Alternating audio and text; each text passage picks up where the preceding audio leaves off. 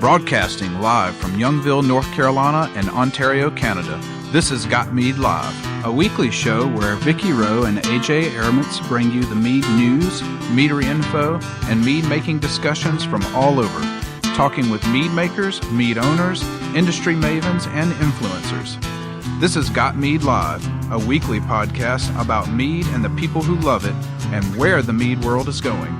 And now here are your hosts, Got Mead owner Vicky Rowe and mead and wine maker AJ Airmans.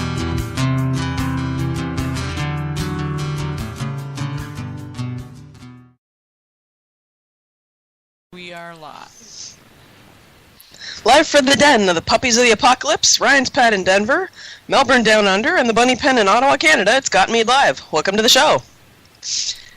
Sending out massive waves of... We did that last week. We did that last week, sorry. Manny's doing good for everybody. I see you're trying to delete it. Sorry. Manny's doing good for everybody that's wondering. They got their power back. There was no damage to the house, thank gosh.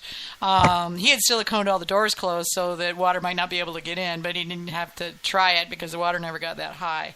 And they're back. Well, he was like the TARDIS, especially. That's where all his brewing stuff is. He was like, yeah, no kidding. He literally siliconed the entire garage door. So, yeah, he rednecked that puppy, and then they fled. But they're back in the house. Air is on, thank God, because it's hotter than crap down there. And his internet came on a couple days ago, but he's been dealing with stuff with he's got a rental property, and that's got problems. So he's dealing with that and won't be able to make it tonight. He might pop in later, I don't know. Alrighty. Well, tonight we're talking nutrients, racking, and stabilization and aging with Ryan Carlson. So, what are we drinking tonight? Good evening, everybody. Sorry. There he is. Yeah. Hi. Okay, so what are we drinking tonight? I got my last bottle of John Talkington Mead. Thank you, John, who owns Birminghorn Meadery up in Delaware. And if you haven't been to Birminghorn, you really need to go because the mead's really good. But the one I've got is called Plum Buck, and it's Italian plums and buckwheat honey, and it has like this really earthy, plummy nose. So it's kind of like a really good plum wine. I mean, I was thinking sushi as I was smelling it, thinking I needed some sushi to eat with it. But it's got this plum wine thing going on, but it's got this earthy note that's really robust. And it's very silky mouthfeel. It's like really silky. But it's also a big, full, almost a chewy mead. It's got a lot of body. And it tastes earthy, sweet, and, very full of body. And the plum is well integrated. You get more plum in the nose than you do in the body of it. But it's got these little tart notes that kind of pop out here and there. And it really hangs good with the buckwheat. I was kind of tentative because I'm not a big fan of buckwheat, but I like this. I like it a lot. All right, cool. Ryan, what are you drinking tonight? I have a Tupelo traditional that I made that I barrel aged for quite a long while in a bourbon barrel, and I broke off a couple of gallons of that into a smaller vessel to do some layering with some different oaks and whatnot, and so it's kind of been a while since I revisited that, so I opened it up and I'm drinking some of that tonight. Nice. Well, I have got my friend Dave's Bochet. It's about 13%. He made it with D47, and it's a really, really lovely color in the glass.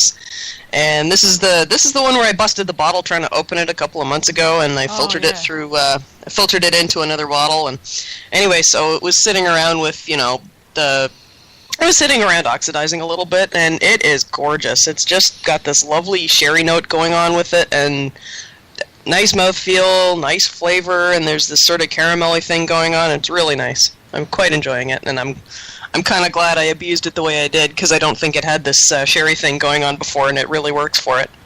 Cool. Mm-hmm. All right. You gotta love it when the oxidation makes it better, Yeah, well, I've had that happen a couple of times. It's just I'm kind of leery of doing it on purpose because I might get the cardboard notes instead of the sherry notes. Yeah, if you try to do it on purpose, it never seems to work right. Yeah, but I've had it accidentally on purpose work a couple of times. So, I guess we should get on with the show link stuff, right? Yeah, sure. Let's do that. Alrighty. Well, if you're listening to us already, you know where you can find us, but you can also listen live on the Got Mead website, or if you're mobile or want to listen later, check us out on iTunes, SoundCloud, or TuneIn Radio at tunein.com. Just search for Got Mead Live. Replays right back to the beginning of the show are available on gotmead.com, Spreaker.com, SoundCloud, iTunes, and Stitcher Radio. Just search for Got Mead Live. We also now have a show player on our Facebook page at facebook.com/gotmead. Come check it out. You can find us at Facebook, facebook.com/gotmead, and facebook.com/groups/gotmead. We are also on Twitter at gotmeadnow. If you can't call us, tweet us. And you can call in live at 803-443-MEAD. And Vicki, I'll let you explain why you should become a supporting patron member. Okay. We all do this on our own time and for free because, we like it. We're all about Mead. We're into Mead. So, hey, we got no problem getting online and flapping our jaws about Mead for a couple of hours. However, the software and the hardware and the storage and all of the bits that go to make this happen, to make it capable, cost money. Monthly fees for all that stuff. So, we hope that you'll consider becoming a supporting patron member. It's only $30 a year. You're supporting Got Mead Live. You're supporting Got Mead, and you're supporting Mead, really, in general. But you're supporting Got Mead and all of the costs that go into it. That's basically how I keep it online. So I wanted to thank all the people that signed up last week because, hey, you guys are the stuff that keeps this going, and it's good for all of us, and thank you. So that's my spiel there. All right. So, talking about making good mead, and we've got Ryan with us. So, Ryan, what are we going to talk about tonight? Well, so we're just continuing on with our program where we started to talk as if we were getting ready to build a mead. And as you know,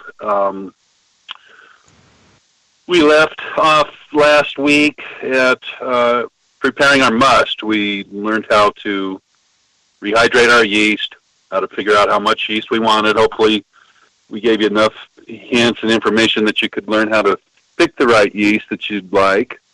And so now we've just aerated our must.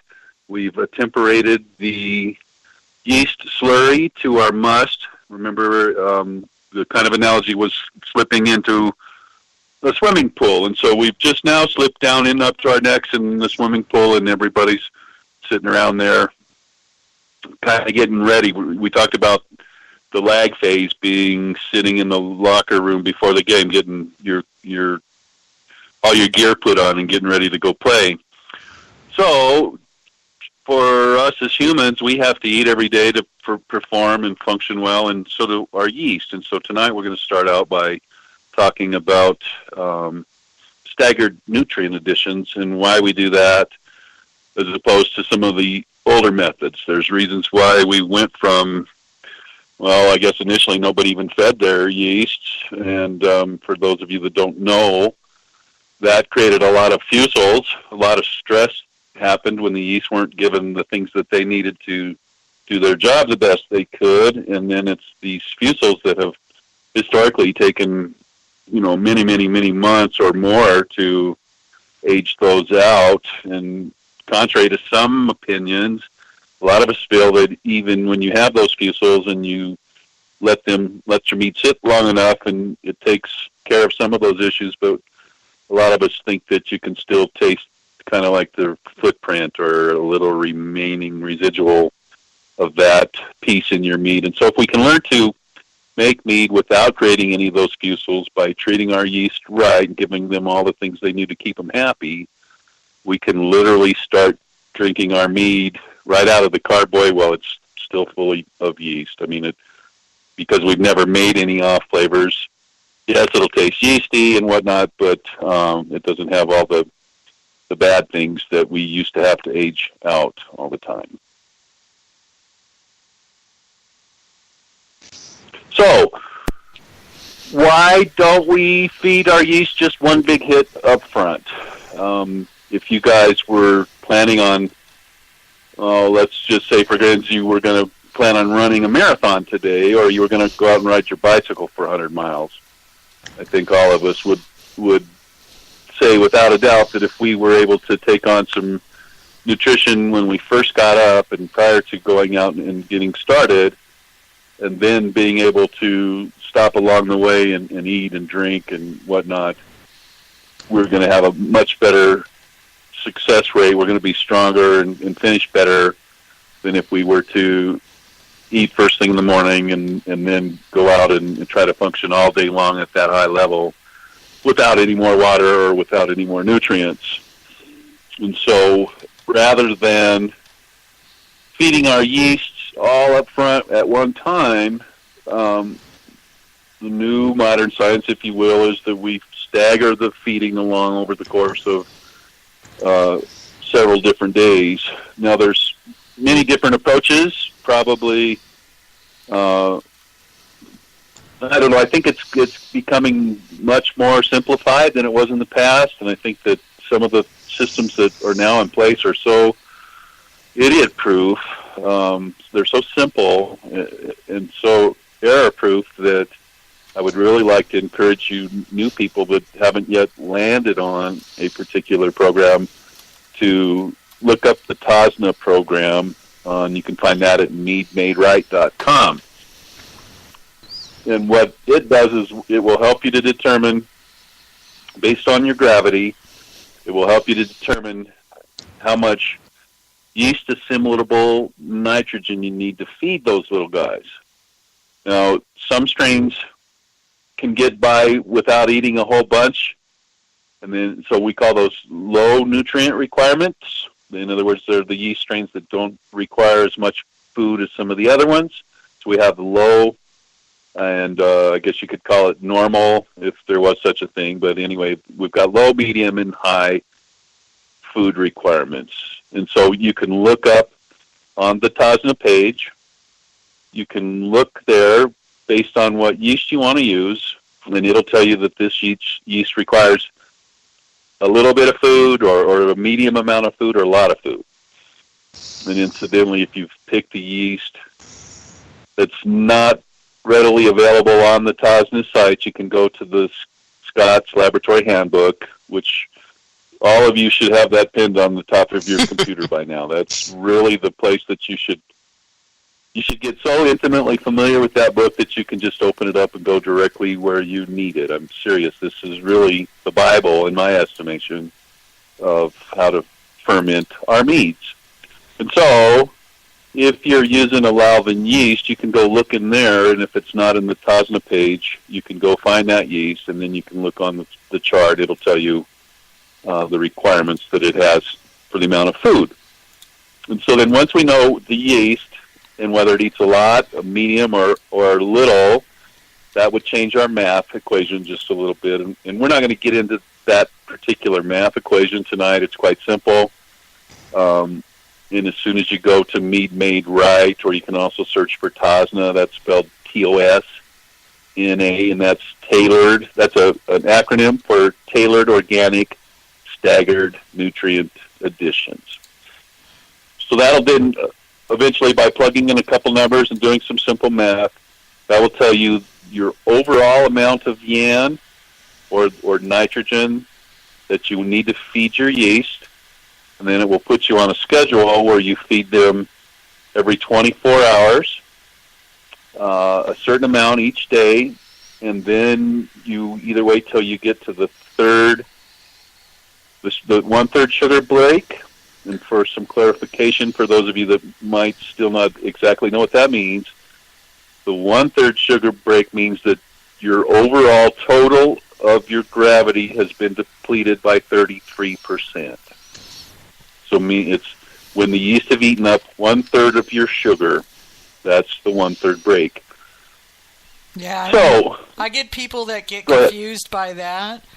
And I've taken to telling them, you look at where your original gravity was, you look at 1.0, divide the bit in the between those, just divide that into 3, because for whatever reason, some people just don't twig on that. So it's just the same thing, but just in